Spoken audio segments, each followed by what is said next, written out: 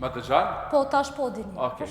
Përshëndetje, mirë se erdhe, Laureta. Është folë dhe stërfolur për këtë ngjarje. Duam të dim se cili është mendimi ytë rreth kësaj historie. Nuk e kam dëgju Labin, vetëm disa pyetje t'juja. Labi ka thënë disa herë është e njëjti verzion që e kam dhënë edhe unë në televizionin e juaj në Kosova Today. Nuk kam shkameshtu, veç që kanë bashkë të madhe, kam përfitu prej gjendjes që Labi ka qenë këtu i mbyllur. Nuk kam shkameshtu. Do me thonë ti ke qenë në dieni të kësaj historie, gjatë gjithë kohës. Po.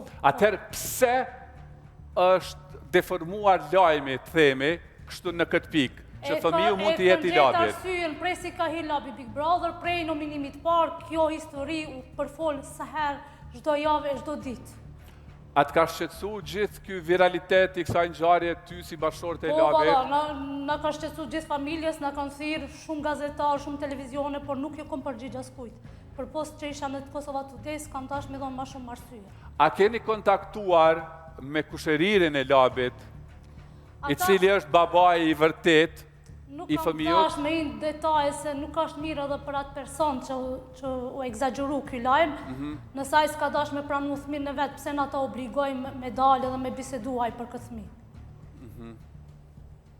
Kanë komuniku familja tina, janë di shumë keq, edhe s'kisha pas qef mas mi përmend, se s'është në rregull. Edhe pse Labi i përmendi, sepse i kërku mi thamë është e drejta jote, po ne nuk duan të dimë. Labi ka përmend edhe disa herë, po unë kur kom dalë intervistë nuk kom dash mi përmend, pse më kanë shkrujt edhe familja tina, nuk janë kanë të kënaqur pse u bëjnë një lajm i madh, kaq shumë.